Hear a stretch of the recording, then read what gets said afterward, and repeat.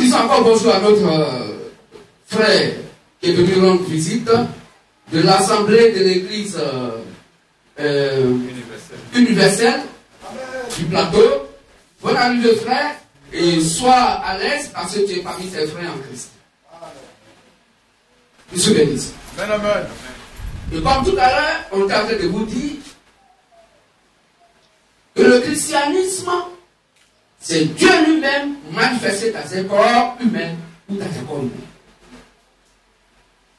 C'est la définition de la vie. Le christianisme, c'est Dieu manifesté dans des corps humains. La parole de Christ manifestée dans des corps humains. C'est pourquoi il dit, là où 2 ou 3 sont assemblés en mon nom, je suis au milieu d'eux. Il est mieux de nous pour faire quoi? Pour qu'ils soient adorés. C'est ce qu'on appelle le christianisme. C'est l'adoration qui vient du Christ qu'on appelle le christianisme. Donc, un chrétien, celui qui demeure dans la parole de Christ. C'est donc ceux qui l'appliquent de cette manière, leur manière d'adorer, que on appelle le christianisme. Je suis béni. Amen. Et beaucoup de gens sur la terre se réclament de ce christianisme. Beaucoup de gens disent, je suis chrétien, je suis chrétienne. Mais est-ce qu'en réalité, sont-ils réellement chrétiens, sont-elles réellement chrétiennes? Satan a ses chrétiens. Et le véritable et réel Dieu a ses chrétiens. Il y a 2 types de chrétiens sur la terre. Ceux que Satan a engendrés, nous les appelons les soi-disant chrétiens. Mais nous, qui sommes engendrés de par la vérité qui vient du véritable et réel Dieu, le Seigneur Jésus-Christ, c'est nous que la Bible appelle chrétiens. Pourquoi? Parce que nous demeurons dans la parole de Christ. On peut lire ça. Jean 8, 31. Oui. Et il dit aux Juifs qui avaient cru en lui. Il dit aux Juifs qui avaient cru en lui. Si vous demeurez dans ma parole. Si vous demeurez dans ma parole. Vous êtes vraiment mes disciples. Vous connaîtrez la vérité. Vous connaîtrez la vérité. Et la vérité vous affranchira. Amen. Et la vérité, c'est elle qui va donc prendre le gage de vous affranchir. Or, aujourd'hui, Satan amène les gens eux-mêmes d'affranchir la vérité. Or, c'est la vérité qui doit nous affranchir. C'est différent. Je suis chrétien. Est-ce que c'est la Bible, c'est l'Esprit Christ qui te dit que tu es chrétien? Est-ce que c'est la Bible qui te confirme chrétien? Aujourd'hui, un homme de Dieu vient, ou quelqu'un vient parce qu'il pense qu'il croit au Seigneur Jésus-Christ, je suis chrétien. C'est faux. C'est faux. On n'est pas chrétien de cette manière. Le chrétien, c'est celui qui demeure dans la parole de Christ et que la vérité a affranchi. Or, pour que la vérité vous affranchisse, il faut Romains 10, 17. Il faut que vous prêchiez la vérité, car la vérité vient de ce qu'on entend, et ce qu'on entend vient de la vérité qui est la parole de Christ appelée la foi. Romains 10, verset 17. Ainsi, la foi vient de ce qu'on entend. La foi, elle vient de la prédication, ce qu'on entend. Et ce qu'on entend, vient de la parole de Christ. Vient de ce que Christ a dit. Voici le christianisme. Je suis béni. Donc, il faut que tu sois affranchi par la vérité. C'est pas toi, le croyant, qui doit affranchir la vérité. C'est faux. Tu vas passer par où pour affranchir la vérité? Il faut que la vérité nous cherche, qu'elle nous trouve et qu'elle nous affranchisse. Car je suis venu chercher et sauver ce qui était perdu. C'est Dieu qui cherche ses enfants et qui doit les affranchir par la prédication pour qu'ils soient 1 Corinthiens 3, 16, 17. Car vous êtes le temple de Dieu et l'Esprit de Dieu habite en vous. Or, pour que l'Esprit de Dieu habite en nous, il faut des prédicateurs qu'on doit entendre pour nous communiquer la foi apostolique. Amen. Que je bénisse. Amen. Voici le chrétien.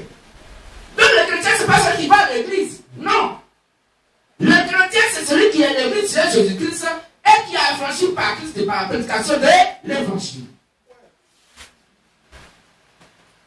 Qu'est-ce que je veux dire ça? Si nous savions ces choses, il y a des gens dimanche dans la décidé, moi je ne vais pas casser l'heure de prière. Pourquoi? Parce qu'il sait que la parole ne l'a pas affranchi. Il n'est pas de Dieu. Donc quand nous la savons, c'est parce que la parole a donné quelque part, a donné une voix quelque part, et qu'il y a eu un corps de cette voix, de cette prédication qui est passée par notre oreille et qui est descendue dans notre cœur, là où se trouve notre esprit et notre âme. Et comme il n'y a que l'esprit de Dieu qui connaît les choses de Dieu, et l'esprit de l'homme qui connaît les choses de l'homme, l'esprit de Dieu nous vient de par la prédication de la parole communiquer donc son identité à l'esprit de Dieu en nous. Alors l'esprit de Dieu va être activé dans notre cœur de par la prédication pour que Dieu en nous nous affranchisse. Est-ce qu'on comprend mieux? On peut attendre le détail de Jésus. Alors frères et sœurs, le monde entier passe à adorer le véritable Dieu. Mais c'est faux. Le monde entier, à part aujourd'hui, au temps de la Odyssée, à la fin des temps, à cette époque du temps de la Odyssée, il n'y a que deux groupes reconnus par le véritable Dieu qui vont au paradis. Tous ceux qui ont cru au message d'Abraham et qui font partie des 10 vierges sont des sauvés. Et nous, le mystère de la loi de minuit, Matthieu 25 à 6, qui venait au milieu de la nuit pour réveiller ce glorieux message prêché par Abraham, qui est endormi dans les cœurs de ceux qui ont cru au message d'Abraham. C'est ce message que nous prêchons qui fait l'enlèvement, parce que c'est ce message qui produit la foi de l'enlèvement. Et ce que nous prêchons est le message prêché par Abraham, mais comme le message de la loi de minuit, Matthieu 25 et à 6, nous avons reçu par révélation et non par les brochures d'Abraham. On n'a jamais lu les brochures d'Abraham pour prendre le message d'Abraham. Le message a été donc confié, donné au quartier général de notre Dieu depuis Poitiers. Et c'est là-bas que le message donc est né. Par pure révélation et non par les brochures d'Abraham. Non. Et donc, c'est cet évangile qu'Abraham a prêché, que nous prêchons. Matthieu 25 à 6, que notre ministère, notre identité vient dans la Bible, nous n'avons aucun nouveau message. Nous prêchons exactement le message d'Abraham, mais par révélation. Qu'est-ce que je veux dire ça? Amen. Alors, frères et sœurs, si tu as un frère qui est venu nous rendre visite, la Bible dit que le chrétien, c'est celui qui demeure dans la parole de Christ. Alors, qu'est-ce que Christ a laissé comme la parole étant sur la terre? Quand il est venu, en tant que Seigneur Jésus de Christ, il a dit dans Matthieu 7, 18 à 19, tu es pierre, sur cette pierre, je bâtirai mon église. Donc l'église appartient au Seigneur Jésus-Christ. Question qui s'oppose. Quand Jésus a dit tu es pierre, sur cette pierre, je bâtirai mon église, quel nom il a donné à l'église? C'est quel nom? A-t-il dit, j'ai bâti l'église catholique romaine? Non. Parce que si Dieu le dit, c'est que c'est tous ceux qui sont dans le catholique romain qui vont au paradis. Tous les autres. Mais si c'est ça, dimanche, asseyez-vous, laissez les catholiques aller adorer. S'il a dit, j'ai bâti mon église pentecôtiste, c'est qu'il n'y a que les pentecôtistes seulement qui vont au paradis. Cela signifie que tous les autres à l'enfer.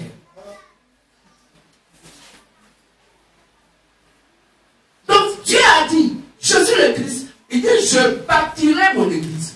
Et Jésus n'a pas bâti l'église. C'est le Saint-Esprit qui a bâti l'église dans Acte 2. Qu'est-ce que vous dire ça? Amen. Donc, frères et sœurs, on va lire Matthieu 7, 18 à 19. Vous savez, on s'apporte le premier Seigneur Jésus-Christ qui a confié les clés du paradis. Jésus-Christ ne peut pas sauver quelqu'un directement. C'est impossible. Si quelqu'un adore le Seigneur Jésus-Christ directement sans passer par ses premiers disciples, appelés les apôtres, tu vas à l'enfer. Tu vas payer 10, tu iras à l'enfer. Tu vas payer voiture à ton nom de Dieu, tu vas à l'enfer. Tu vas faire tout ce qu'on peut faire sur la terre pour plaire à Dieu. Devant Jésus-Christ, il va ouvrir quoi? L'enfer pour toi. Parce que tu n'as pas les clés du royaume des cieux dans ton cœur, qui est l'évangile que ses disciples ont prêché. Donc toute adoration que tu fais t'envoie à l'enfer. Parce qu'il n'y a qu'un seul chemin.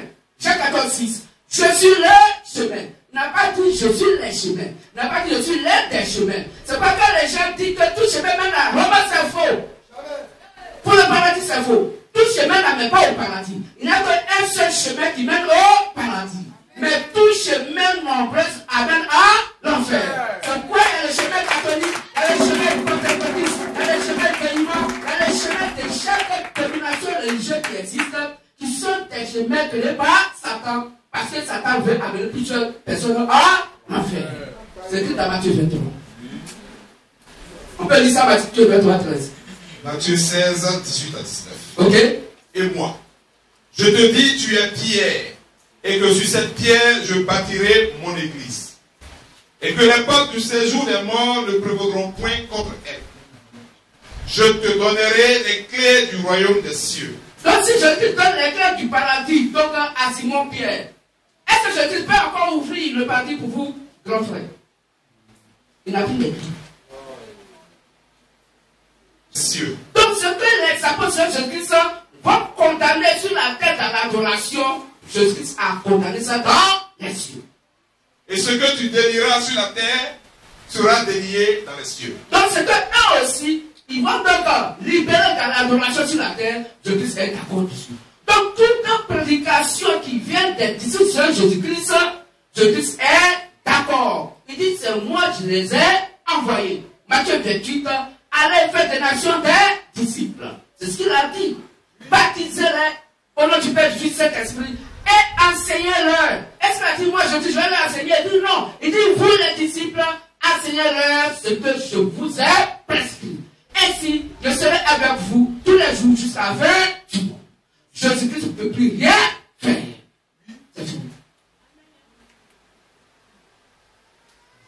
C'est ça qui est la voie du salut. Que votre homme de Dieu ne peut pas vous montrer. Parce qu'il est cupide. Excusez-nous, parce qu'on est bonne personne, on dit la vérité. À cause de l'argent, ils ne peuvent jamais vous montrer la voie du salut. Parce qu'ils n'ont même pas la voie du salut dans leur cœur. Dieu ne laisse pas révéler cela selon 1 Corinthiens 2, à partir du verset 7 jusqu'au verset 12.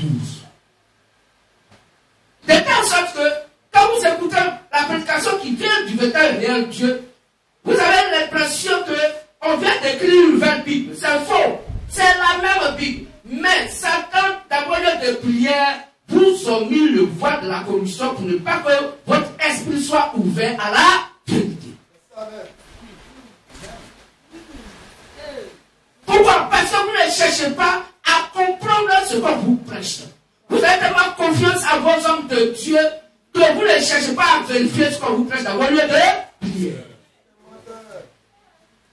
C'est ça votre condamnation.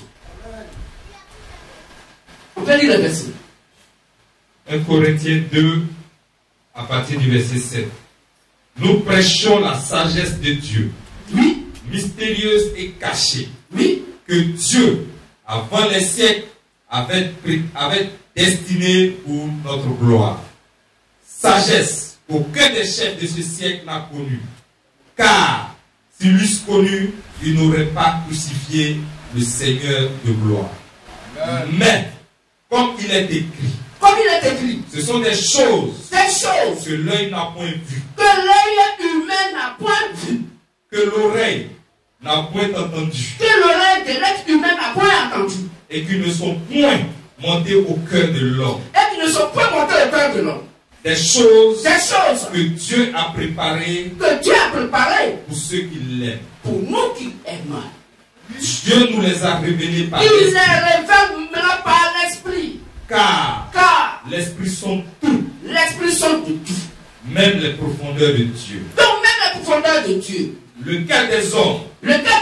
En effet. Connaît les choses de l'homme. Si ce n'est l'esprit de l'homme. Si ce n'est l'esprit de l'homme qui est en lui. De même. Personne ne connaît les choses de Dieu. Si ce n'est l'esprit de Dieu. Or nous. Nous n'avons pas reçu l'esprit du monde. On n'a pas l'esprit du monde de Satan. Mais l'esprit qui vient de Dieu. Mais l'esprit qui vient de Dieu. Donc on sait tout ce qui est de Dieu. Afin que nous connaissions les choses de Dieu que Dieu nous a données par sa grâce. Que Dieu le dise. Donc voilà que c'est clair. Alors si ces choses ne sont jamais montées à l'esprit de quelqu'un, à l'œil de quelqu'un, à l'oreille de quelqu'un, comment se fait-il qu'un être humain va aller dans une école de formation comme de Dieu pour vous enseigner Dieu? Pourtant, la Bible, la révélation de Dieu ne lui a jamais été révélée parce que Dieu lui a fermé cela. Alors, quel évangile avez-vous? Quel évangile vous prêchez?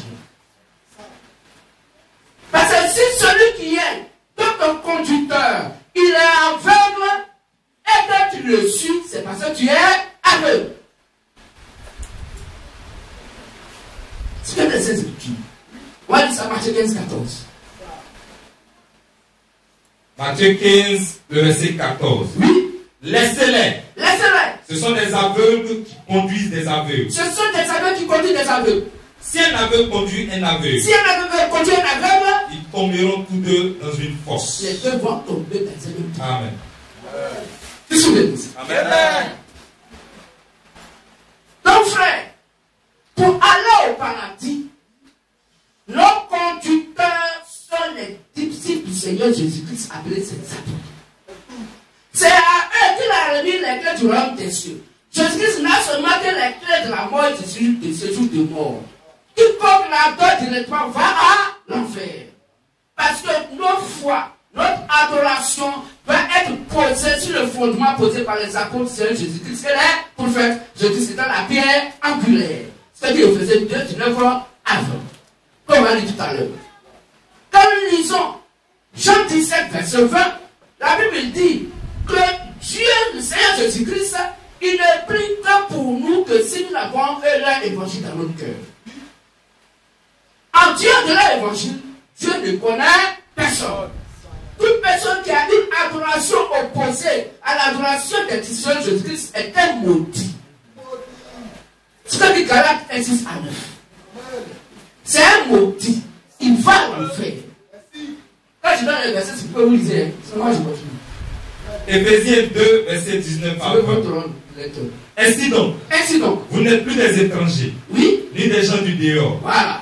Mais vous êtes concitoyens des saints. Vous êtes des saints. Gens de la maison de Dieu. Des gens de la maison de Dieu. Vous avez été édifiés sur le fondement des apôtres et des prophètes. Étant édifiés sur le fondement des apôtres et des prophètes. Jésus-Christ lui-même. Jésus lui-même. Étant la pierre angulaire. Étant la pierre angulaire. Amen. Donc frère, vous devez être édifiés sur l'évangile prêché par les apôtres de Jésus-Christ et les sept messagers des sept actes de vie des nations. Nous sommes aujourd'hui au 7e acte de vie des nations où le prédicateur appelle un messager s'appelle William Marion Branham. Il est né en 1906, il est mort en 1965. Et c'est son évangile qui court jusqu'à cette heure. Que certainement que vous-même vous ne connaissez pas. Or, si vous ne connaissez pas le message de Branham, il n'y a pas d'enlèvement pour vous. Il n'y a pas parenté pour vous. À moins que vous sortez de ces prisons approximativement appelées les églises. Pour que vous puissiez rentrer dans la bergerie selon Acte 2, 36 à 38. Galates 1, 6 à 9. Je me tends que vous vous détourniez si promptement de celui qui vous a appelé par la grâce de Christ pour passer à un autre évangile. Voilà. Non pas qu'il y ait un autre évangile, mais il y a des gens qui vous troublent. Oui. Et qui veulent renverser l'évangile de Christ. Mais quand nous-mêmes, quand un ange du ciel annoncerait un autre évangile que celui que nous avons prêché, oui, qu'il soit anathème. Qu'il soit maudit. Anathème veut dire quoi? Maudit. Donc toute personne qui n'a pas l'évangile que les apôtres ont prêché est un maudit. Nous l'avons dit précédemment. Oui. Et je le répète à cette heure. Si quelqu'un vous annonce un autre évangile que celui que vous avez reçu, qu'il soit anathème. Qu'il soit maudit. Amen. Qu'il soit maudit. La Bible est claire. C'est pas nous qui disons que votre propre Bible allait vous choquer. Donc si l'évangile des apôtres n'est pas en vous, parce qu'on vous a pas enseigné cela, si la l'adoration dans laquelle vous êtes n'est pas donc conforme à l'adoration des prêtres Jésus-Christ appelle les apôtres, grand frère. Dieu dit, vous êtes des maudits. Vous dites que quoi? Ça ne veut pas que vous n'avez pas réussi sur la terre. Hein? Non, hein? Quand Dieu parle de maudits, pas ma pauvre. Vous dites, allez. Pour que vous puissiez partir au paradis, il faut sortir du milieu d'eux. Comme au temps de la Pentecôte, les gens qui étaient venus dans plusieurs dénominations religieuses, mais quand le Saint-Esprit a pris la parole de Pierre pour prêcher l'évangile, et lui dit, ici le peuple vraiment touché, et il dit, homme frère, faisons-nous. Et Pierre, allumé par le Saint-Esprit, dit, répentez-vous, sortez de votre fausse adoration et venez à la vraie adoration que nous avons aujourd'hui. Car aujourd'hui est inaugurée la nouvelle alliance de par le Saint-Esprit. Tel que Jésus l'avait dit, je vous donnerai un consolateur, le Saint-Esprit, quand il viendra, il vous conduira dans toute la vérité. Acte 2, oui. 6 à 39. Que toute la maison d'Israël sache donc avec certitude que Dieu a fait Seigneur et Christ ce Jésus que vous avez crucifié. Après avoir entendu ce discours, ils eurent le cœur vivement touché et il dit à Pierre et aux autres apôtres, hommes frères, que ferons-nous? Pierre leur répondit, Pierre leur dit, repentez-vous et que chacun de vous soit baptisé au nom de Jésus-Christ pour le pardon de vos péchés. Pour le pardon de vos péchés. Et vous recevrez le don du Saint-Esprit. Et vous recevrez le don du Saint-Esprit. Car la promesse est pour vous. Cette promesse est pour vous. Pour vos enfants. Pour vos enfants. Et pour tous ceux. Et pour tous ceux qui sont au loin. Qui sont au loin. En aussi grand nombre. Qui que le Seigneur, notre Dieu les appellera. Que notre Dieu les appellera. Aujourd'hui, tu appelles. Tu as quitté au loin. Tu appelles au loin les donations religieuses. Tu as quitté au loin. Au loin, papa, à quoi? Papa, à la lumière. Au loin, papa, à la vérité. Parce que tu étais dans la ténèbres. Tu étais au loin. Et aujourd'hui, tu es rapproché à la vérité. Continue, frère. Et par plusieurs autres paroles, il les conjurait, et les exhortait, disant, sauvez-vous de cette génération perverse. Sortez de là. Ceux qui acceptaient sa parole, oui, furent baptisés. Et en ce jour-là, le nombre de disciples s'augmenta d'environ 3000 âmes. Le même jour, il y a eu 3000 personnes qui ont été baptisées. Le même jour. Bon, c'est causerie, hein, grand frère. Vous avez été baptisé, non? Bon, après être baptisé, vous avez fait combien de temps? Combien de mois ou bien reste? 2 ans. 2 ans. Vous n'avez pas... comment on appelle ça? Vous avez la moyenne, quand même. Pour dire que vous n'avez pas échoué. Directement, 2 ans. Ok. Félicitations, grand frère. Alors, vous comprenez que votre baptême est en déphasage avec le baptême causé par le Saint-Esprit. Dieu, pour le comprendre, il faut le comprendre dans les moindres détails. Il est le plus précis dans ce qu'il dit. Il fait ressortir la vérité. Vous avez fait 2 ans de cours de baptême avant d'être baptisé. Le Saint-Esprit dit, celui qui croira, qui sera baptisé, sera sauvé. Voici 3000 personnes qui sont baptisées en 2 ans. Non, le même jour, là. Vous êtes baptisé sous condition de la passion humaine. Les gens vous ont fait attendre 2 ans. Bon, si au bout des 2 ans, oui, allez-y. Hein?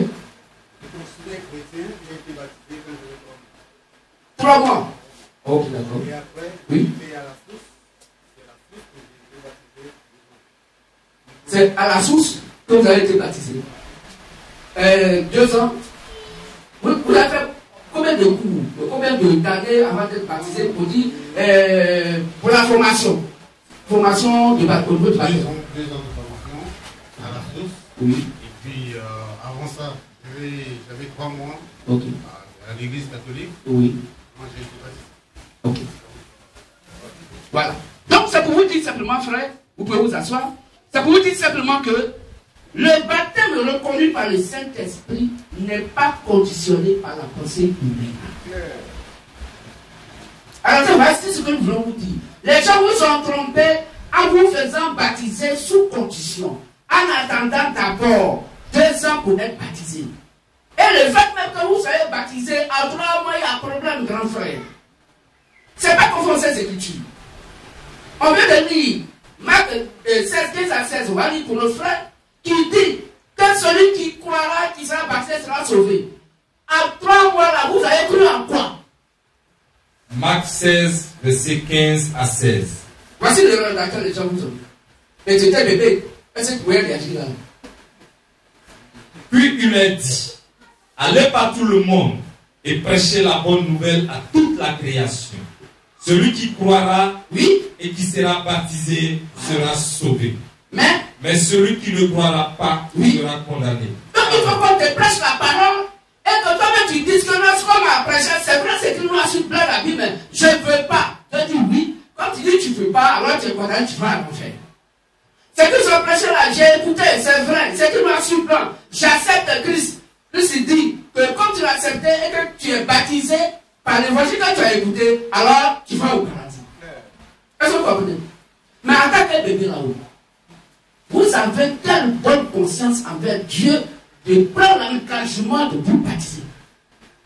Est-ce que votre papa a demandé votre avis en tant qu'enfant de 3 mois? Parce que le baptême est un engagement de bonne conscience envers Dieu. Le bébé a quelle conscience? Il peut prendre quel engagement devant Dieu? Voilà comment la Bible détermine que votre baptême était un faux baptême qui n'a pas été reconnu par Dieu. Les gens vous ont trompé. On peut dire ça. 1 Pierre 3, verset 21. 1 Pierre 3, verset 20 à 21. Qui autrefois avait été incrédule lorsque la patience de Dieu se prolongeait au jour de Noé, pendant la construction de l'arche, dans laquelle un petit nombre de personnes, c'est-à-dire 8, furent sauvées à travers l'eau.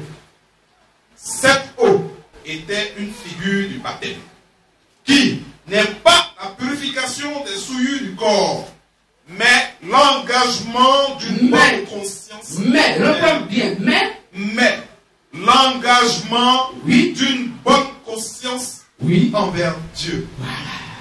Et qui maintenant vous sauve, okay, vous aussi, par la résurrection de Jésus-Christ. Voilà. Amen. Donc frère, selon Matthieu 5, 37, la Bible nous fait comprendre que les dénominations religieuses ont quelques morceaux de partie de vérité et d'autres morceaux de partie de mensonge. Or pour Dieu, le mensonge ajouté à la vérité s'appelle mensonge. Matthieu 5, 37. Que votre parole soit oui, oui, non, non. Ce qu'on y ajoute vient du malais. C'est tout. Amen. Donc si cela n'est pas en accord avec les Saintes Écritures par un seul verset, et que tout ce qui est fait autour est la vérité, Dieu prend ça pour le mensonge. Ça vient de Satan. Ça ne vient pas de Dieu. On va lire ça pour le 30, verset 6. Après 22, 18 à 19. Donc les gens vous ont trompé sans vous rendre compte. Frère, nous tous, on a été trompés de cette manière. Proverbe 30, verset 6. Oui. N'ajoute rien à ces paroles, de peur qu'ils ne te reprennent et que tu sois trouvé menteur. Vous voyez, le fait qu'on ajoute quelque chose qui n'est pas reconnu par Dieu dans sa parole, Dieu dit tu es un menteur. Qui tu appelles menteur, Jean 8, 44. Entendant que le frère prépare après 22, 18 à 19. Apocalypse 22, verset 18 à 19. Je le déclare à quiconque entend les paroles de la prophétie de ce livre. Oui. Si quelqu'un y ajoute quelque chose. Si quelqu'un y ajoute quelque chose, même une virgule que Dieu n'a pas mis dedans, Dieu le frappera des fléaux écrits dans ce livre. C'est clair. Et si quelqu'un retranche quelque chose des paroles du livre de cette prophétie, Dieu retranchera sa part de l'arbre de la vie, oui, et de la vie sainte écrit dans ce livre. Oh, l'arbre de la vie s'appelle Jésus-Christ. Donc il va retrancher ta part donc, en Christ, qui est le paradis. Donc ta part au paradis là, il la lève. Tu vas plus au paradis. Lorsque tu es maudit tu es maudit pour ne pas aller au paradis. Voici ce que Satan fait aujourd'hui. En envoyant des gens qui vont prêcher Jésus-Christ, mais dans la prédication, c'est Satan qui prêche, sans que vous ne fassiez attention. Jean 8, 44. Oui. Vous avez pour père le diable, et vous voulez accomplir les désirs de votre père. Il a été meurtrier dès le commencement, et il ne se tient pas dans la vérité, parce qu'il n'y a pas de vérité en lui. Lorsqu'il profère le mensonge, quand il parle du mensonge, il parle de son propre fond. Satan parle toujours de son propre fond, parce qu'il ne peut pas dire la vérité, il n'y en a pas en lui. Il n'y a pas de vérité en lui. Quand il parle de son propre fond, car oui, il est menteur, oui, et le père du mensonge. Donc lui ne fait que parler de son propre fond. Pourquoi? Parce qu'il est menteur et le père du mensonge. Donc Satan parle de quoi? Le mensonge, parce que c'est ce qu'il lui est. Donc quiconque ajoute à la parole de Dieu est trouvé Satan. Parce que le menteur s'appelle Satan sur Jean 44. Voilà frère, comment la religion soi-disant chrétienne vous amène à adorer Satan sans le savoir. Condamner, maudire sans le savoir. Est-ce qu'on comprend un peu comme ça? Pourquoi? Parce que même votre homme de Dieu, s'il a fait école de formation d'homme de Dieu, tous ceux à qui il prêche vont à l'enfer. On va lire ça rapidement et on va entamer notre thème. C'est un court thème. Si votre homme de Dieu a fait école théologique, a fait école de formation d'homme de Dieu, et il a un diplôme pour venir enseigner la parole de Dieu, il n'a jamais été conduit par le Saint-Esprit. Il est un serviteur de Satan. 1 Roi 12, 30 à 33. Rapidement, s'il vous plaît. 1 Roi 12, 30 à 32. Ce fut là une occasion de pécher. Le peuple alla devant l'un des veaux jusqu'à Dan. Jéroboam fit une maison de haut lieu et il créa des sacrificateurs parmi tout le peuple. Donc Jéroboam va créer. Amen. Jéroboam va créer des sacrificateurs. Jéroboam va créer des sacrificateurs. Mais de vous à moi, qui envoie les sacrificateurs? Qui envoie des gens qui vont prêcher? La Bible dit, dans Jean 3, après verset 34, que celui que Dieu envoie dit les paroles de Dieu. C'est Dieu qui envoie ses messagers. Il dit, allez faire des nations des disciples. Qui a dit Jésus-Christ? Celui Dieu qui envoie ses messagers. C'est Dieu qui a envoyé Moïse. Il dit, va, libérer mon peuple. C'est Dieu qui envoie ses messagers. Celui qui a envoyé tous ses prophètes. Celui qui a envoyé notre frère Jérémie. Au moment où il a envoyé Jérémie, Jérémie n'est pas allé dans une école de formation d'homme de Dieu. Là, il était enfant quand Dieu lui dit, il est là pour toi, mon frère. Va prêcher ma parole. Et Jérémie dit, mais je ne suis qu'un enfant. Je suis un enfant. Là, il ne sait même pas parler. Moi, il dit que moi, là, je ne sais même pas parler, je bégaye, je ne peux pas parler. Dieu dit, c'est pas moi, j'ai fait la bouche. Il dit à Jérémie, je mettrai des paroles dans ta bouche. Car avant que tu ne fusses donc formé dans le sein de ta mère, je te connaissais. Et je t'avais consacré prophète des nations. Quelle école de formation d'homme de Dieu qui était dans le ventre de la maman de Jérémie? Pour que Jérémie prophète puisse aller dans une école théologique pour apprendre Dieu dans le ventre de sa maman. Dieu lui a enseigné directement. Il dit, et il toucha mes lèvres. Il dit, je mets mes paroles dans ta bouche. Et je t'envoie, voici ta fête de loup. Pour que tu puisses arracher, détruire, brûler et replanter. Voilà comment Dieu envoie les gens. Donc si vous avez un homme de Dieu qui a fait séminaire des prêtres, qui a fait école théologique, c'est un serviteur de Satan. Dieu n'a jamais envoyé. Dieu n'a jamais agi de cette manière. Quand vous prenez Ephésiens 3, 14, 15, la Bible est claire. Ce qui a été hier, c'est ce qui est aujourd'hui. Ce qui est demain là, c'est ça qui se passe aujourd'hui. Et Dieu amène ce qui est passé. Car en Dieu, il n'y a pas de changement. Hébreux 13, verset 8. Dieu est le même hier, aujourd'hui et éternellement. C'est clair. De la manière dont Dieu a envoyé les prophètes hier dans l'Ancien Testament, c'est la même manière qu'il fait aujourd'hui. face aux hommes de Dieu. C'est impossible. Paul, qui allait dans l'école de Gamaliel, Jésus-Christ a brûlé sa connaissance sur la route de Damas. Est-ce que vous comprenez mieux? Il a brûlé. Et Paul maintenant dit, dans Galates 1, avec verset 11 au verset 15, quand on écoute Paul, mais les gens doivent le frapper, ils ont raison. Parce que quand on te connaît en tant que le meilleur élève de l'école théologique de Gamaliel. Et aujourd'hui, celui que toi tu dois condamner, celui comme qui tu dois partir, aujourd'hui c'est lui que tu prêches. Mais qu'est-ce que Paul faisait? Qu'est-ce que l'école théologique fait? L'ordre que l'école théologique a reçu, c'est de tuer la parole. C'est pas Paul tuer tous ceux qui croyaient au message de Jésus-Christ. Il les prenait prisonniers et les amenait devant les sacrificateurs pour qu'on puisse les mettre en prison, les frapper. Voici ce que l'école théologique fait. Mais quand Paul a reçu donc le Seigneur Jésus-Christ sur la route de Damas et que Christ donc l'a rendu aveugle, toute la connaissance donc de l'école de Gamaliel a été brûlée, consumée. Galates 1, 11 à 15. Je vous déclare, frère, donc il dit, je vous déclare, frère, que l'évangile qui a été annoncé par moi donc l'évangile qui a été annoncé par moi n'est pas de l'homme. n'est pas de l'homme. Car Car je ne l'ai ni reçu, ni appris d'un homme. donc il n'est pas de la seconde pastorale. Mais pourtant, on t'a vu dans l'école de Gamaliel. C'est là-bas que tu es sorti avec les diplômes qui te donnaient autorisation d'aller prendre ceux qui croyaient donc au Seigneur Jésus-Christ, de les chicoter, les frapper et de les mettre en prison. C'est Paul qui a tué notre frère, son frère bien-aimé, Étienne. Comprends, acte 7. C'est Paul qui l'a tué. C'est sous l'ordre de Paul que les gens l'ont lapidé à mort. Et ils ont jeté les habits d'Étienne au pied de Paul. Et il était d'accord qu'il soit frappé. Voici ce que fait l'école théologique.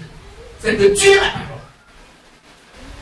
Car je ne l'ai ni reçu, ni appris d'un homme. Il dit, je n'ai pas reçu ce que je prêche maintenant là, d'un être humain, Mais par une révélation voilà. de Jésus-Christ. Il parle maintenant par révélation. Il prêche maintenant par révélation. Vous avez su. Oui, vas-y, frère. Vous avez su en effet quelle était autrefois ma conduite dans le judaïsme. Voilà, donc il a fait ça maintenant.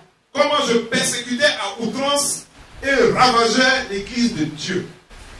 Et comment j'étais plus avancé dans le judaïsme que beaucoup de ceux de mon âge et de ma nation. Voilà. Étant animé d'un zèle excessif pour les traditions de mes pères.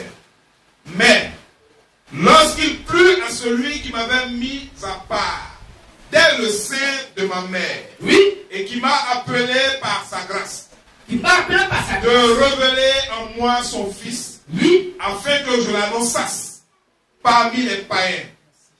Aussitôt, je ne consultais ni la chair, ni le sang. ah, Amen. amen. Or, combien d'années il a fait dans l'école de Gamaliel? Des années. Comme vos hommes de Dieu font des années dans les écoles théologiques. Mais quand ça vient de Dieu, c'est aussitôt.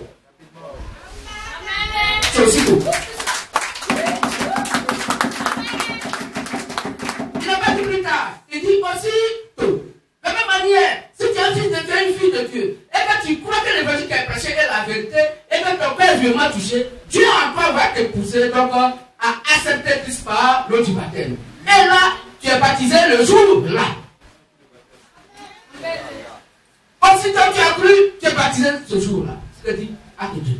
Qui sont l'église? On a l'occasion tout à l'heure de continuer là-dessus, après le Christ, si Dieu le permet, que vous puissiez poser des questions. Nous allons entamer le message du jour, qui est un petit thème, très court, un grand thème, très court, et que Christ bénisse chacun et chacune.